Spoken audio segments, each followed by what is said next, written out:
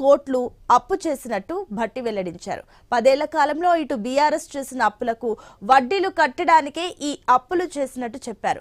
అంతేకాదు అసెంబ్లీలో అప్పులపై చర్చకు సిద్ధమని సవాల్ విసిరారు. అటు కేసీఆర్ కు బహిరంగ లేఖ రాసిన టీపీసీసీ చీఫ్ మహేష్ గౌడ్ ప్రభుత్వంపై అవాకులు చెవాకులు మాట్లాడడం మానుకోవాలన్నారు.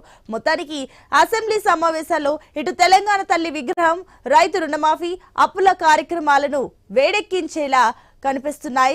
ఇక దీనికి సంబంధించి ఈరోజు డిస్కస్ చేయబోతున్నాం. ఈ అంశాలపైన ఈరోజు డిస్కస్ చేయడానికి ఈరోజు మనతో పాటు ఉన్నారు నారపోగు వెంకట్ గారు, కాంగ్రెస్ నాయకులు, కాసేపట్లో జాయిన్ అవుతారు. అదేవిధంగా బీఆర్ఎస్ సీనియర్ నాయకులు గౌతమ్ ప్రసాద్ గారు, ఆయన కూడా కాసేపట్లో వస్తారు. ఇక అల్జాపూర్ శ్రీనివాస్ గారు, బీజేపీ అధికార ప్రతినిధి. ఇక మన్నెం కోటేశ్వరరావు గారు, రాజకీయ విశ్లేషకులు. గుడ్ మార్నింగ్ అండి అందరికీ.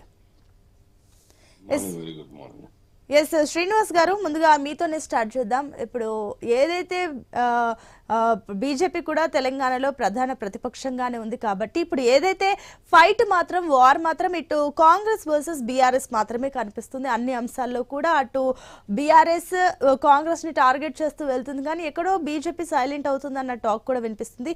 ఏదేమైనప్పటికీ ఈ రోజు అసెంబ్లీ సమావేశాల్లో కార్నర్ చేయాలని కూడా అటు ప్రతిపక్షాలు టార్గెట్ చేస్తూ కూర్చున్నాయి. ఏంటి, ఏం జరగబోతుంది అనుకోవచ్చు ఈ రోజు అసెంబ్లీ వేదికగా? ఇటు అప్పుల గురించి డిస్కషన్ రాబోతుంది. మీ అనాలిసిస్ ఏంటి? అంటే గతంలో ఉన్న దాన్ని బట్టి చూస్తే గతంలో ఇన్ని కోట్ల అప్పు, ఇన్ని లక్షల వేల కోట్ల అప్పులు చేశారు. ఇప్పుడు ఆ అప్పులు తీర్చడానికి మళ్ళీ అప్పు చేస్తున్నామని అంటున్నారు. ఇలా అప్పులు చేసుకుంటూ పోతే అభివృద్ధి ఎక్కడ అవుతుంది? ఏంటి, ఏమనుకోవచ్చు శ్రీనివాస్ గారు? నమస్తే సునీత గారు, కోటేశ్వర గారు, వీక్షకులందరూ కూడాను. ఎగ్జాక్ట్లీ చాలా మంచి పాయింట్ రేజ్ చేసినారు మీరు సునీత గారు.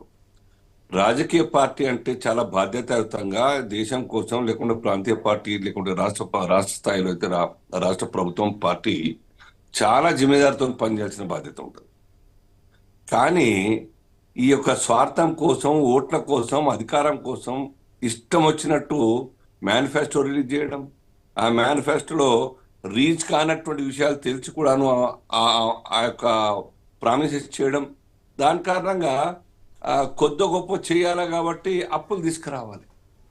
ఆ అప్పులు ఎంతైనా పర్లేదు, రాష్ట్రం దివాలా తీసినా పర్లేదు, భూములు అమ్మినా పర్లేదు, హైకోర్టు వారించినా అది ట్రస్టీగా ఉండాలి. సర్కార్ అంటే సర్కార్ యొక్క ప్రాపర్టీస్ ఏ కోశాన కూడా అమ్మకూడదు, అది మంచిది కాదని చెప్పి వారించినా ఏవి కూడా ఈ యొక్క రెండు పార్టీలకు కూడా వర్తిస్తలేవు, వారు ఆలోచిస్తలేరు.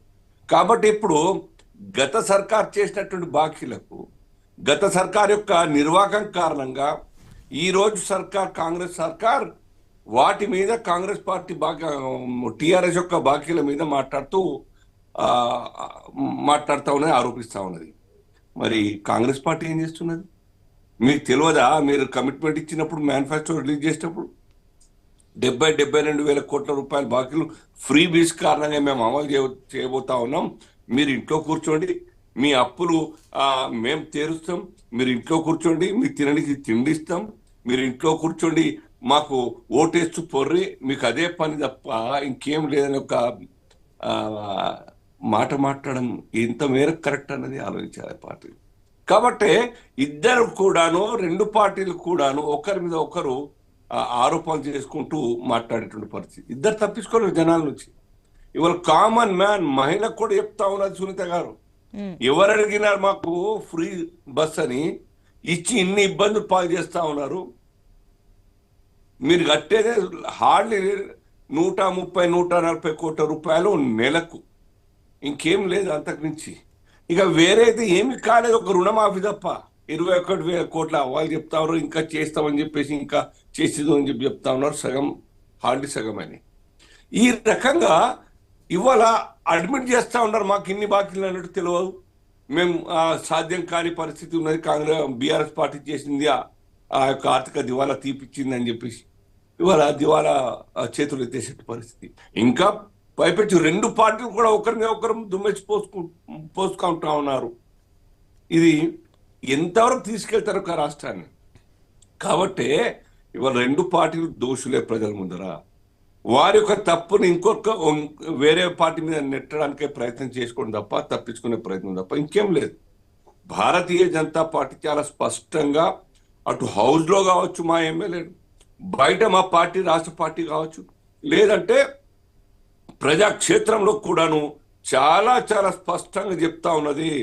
ప్రజలకు పర్ క్యాపిటా ఇన్కమ్ పెరగాలి, ప్రజలకు ఉపాధి ద్వారా ఇంటిలో ఆ ఇంటికి ఇన్కమ్ పెరగాలి, డబ్బులు రావాలి, ప్రజలకు చేతి నిండా పని, చేతి నిండా నీరు, చేతి నిండా పంట వచ్చే విధంగా వారికి సపోర్ట్ చేసే విధంగా విధానాలు తయారు చేయాలి తప్ప ఈ బాకీలు తీసుకొచ్చి పంచే కార్యక్రమంతో మీరిచ్చే ప్రామిసెస్ ఏది కూడా అమలు చేసే పరిస్థితి ఉండదు. ప్రజలు కూడా విసిగిపోతా ఉన్నారు. ప్రజలు కూడా ఇది మంచిది కాదనే విషయం మాట్లాడుతూ ఉన్నారు. కాబట్టి వాళ్ళ అమలు చాలా కష్టం. Not even single, already 1 year is over, not even single house built for the poor people. Houseless people కి, హోమ్లెస్ పీపుల్ ఎవరు కూడా కట్టే పరిస్థితి లేదు. పూజలు చేస్తా ఉన్నారు, శంకుస్థాపనలు మాట్లాడుతూ ఉన్నారు, పెద్ద పెద్ద విజయోత్సవాల పేరు మీద యాడ్లు ఇచ్చుకుంటా ఉత్సవాలు కోట్ల రూపాయల యొక్క ఖర్చు పెడుతూ విజయోత్సవాలు నిర్వహిస్తా ఉన్నారు. ఏం సాధించినామని ఒక రాష్ట్రంలో 1 year 20%, 1/5 అది టర్మ్ కంప్లీట్ అయిపోయింది. ఇవాళ మళ్ళీ ఆ యొక్క అసెంబ్లీలో మళ్ళీ కొట్టాడడానికి సిద్ధంగా అవుతా ఉన్నారు. చాలా బాధ్యతలు ఉండాలి రాజకీయ పార్టీలు. భారతీయ జనతా పార్టీ మా యొక్క మేనిఫెస్టోలో సునీత గారు, it was only 10 to 12,000 crores మాత్రం. దట్టు నీడీ నెసిటీ ఉన్న కుటుంబాలకు ఆదుకోవడానికై, సమాజంలో పేదరిక నిర్మూలన కోసం ఏదైనా హెల్ప్ అయితే సాధ్యమవుతుంది అనిపిస్తే వాటికి మాత్రమే మేము అమలు. సుప్రీంకోర్టు కూడా అదే మాట చెప్పింది. ఫ్రీ బీస్ అనేది దేశానికి మంచిది కాదు. ఆలోచించుకోవాలా రాజకీయ పార్టీలు.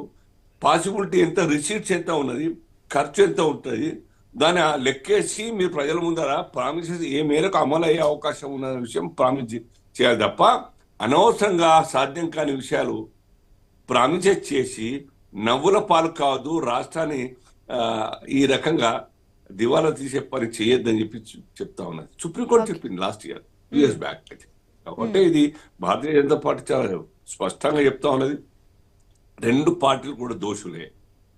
ఇవాళ ఒకరిని ఒకరు దుమ్మెత్తి పోసుకుంటూ మాట్లాడే ప్రయత్నం, అది నాటకం మాత్రమే. Both are same.